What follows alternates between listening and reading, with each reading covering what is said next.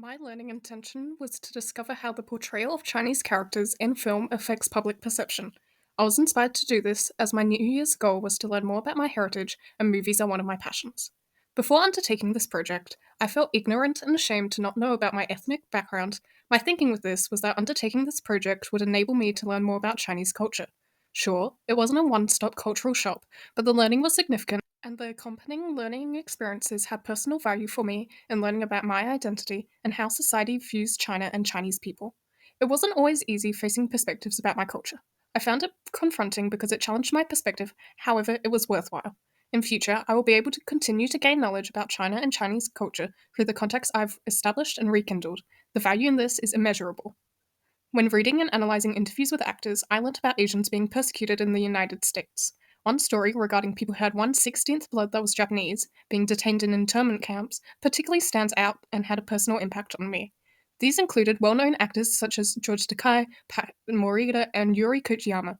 As someone of mixed heritage, being half Chinese, and knowing that my grandchild could be taken away due to distrust was a horrifying realization.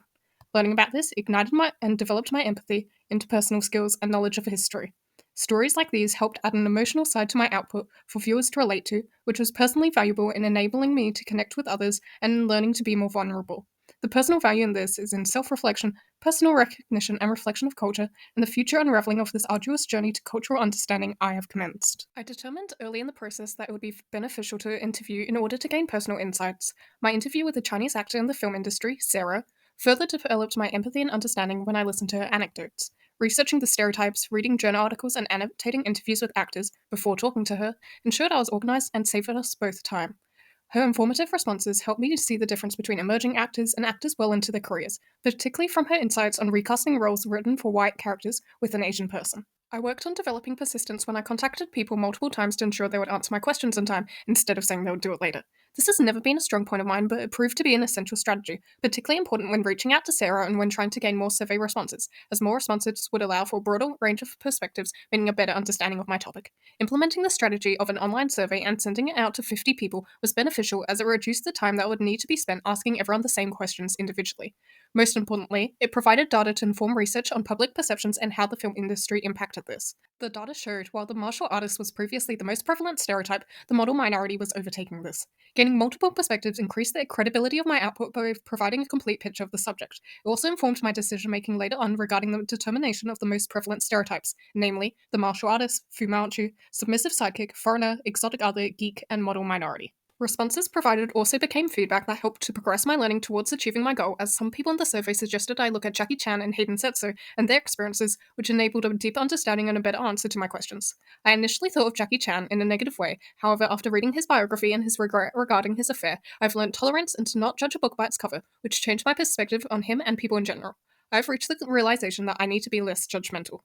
A teacher's feedback regarding the suggestion to investigate the Chinese government and how their censorship policy has influenced the portrayal of China in the media was a new perspective that was previously not considered, but once gained allowed progress in my research. The teacher also became a valuable contact later on, as her feedback on how to strengthen the concluding statements in my video essay by summarizing my main points and adding a call to action ultimately enabled a better output that achieved my goal of spreading awareness regarding the cinematic portrayal of Chinese characters and perceptions of individuals in general.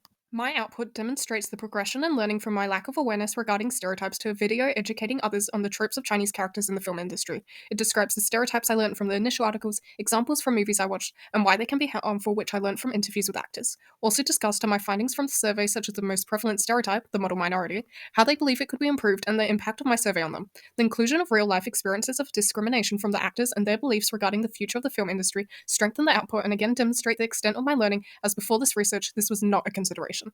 This is a key aspect of the output and a culmination of my learning journey, and signifies the impact of my learning as I have come to realize how much of an impact one person can have on a community.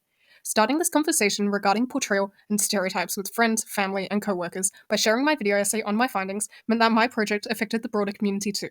This allowed minorities to share their stories and to be heard, as well as allowing others to learn and take action towards positive change. Before undertaking this research, I thought that the portrayal of Chinese characters in films was limited to being an awkward nerd, and due to that, I viewed my role in society as the same. I was unaware of the range of stereotyping beyond this, let alone how to educate the public on it and prevent the perpetuation of these harmful perceptions. By researching the existing stereotypes, I found that Chinese people could be cast as seductresses or villains, and that felt empowering to me, despite it being a trope. Analyzing the costume designs, language portrayal, and family dynamics in various films influenced me directly to buy traditional Chinese clothing, relearn Mandarin, and reach out to my grandparents about my family history. I never would have done this as I was ashamed of my heritage and saw Western culture as more worthy of my attention because of internalized racism. Due to this experience of cultural liberation, I found myself celebrating Chinese New Year and watching new movies with authentic representations of Chinese people, which are completely new experiences. Because I found those experiences worthwhile, I encouraged others to support similar events in my output.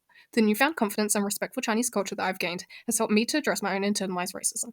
When growing up, I believed I wasn't Asian enough to talk about stereotyping or discrimination, but in doing this and talking to others about the experience, I've been validated and finally feel seen. I now know that I'm Asian and that I am enough. So far, my video has had 74 views and has been watched for 2.3 hours, a big success for a small channel. The call to action to support authentic representation at the end ultimately shows how awareness can prevent the perpetuation of stereotypes. Implementing a calendar as a time management and a study strategy as learned in this work will continue to help throughout my academic career. Overall, my AIF project has helped not only me to gain new understanding of self, but also to promote awareness in the broader community.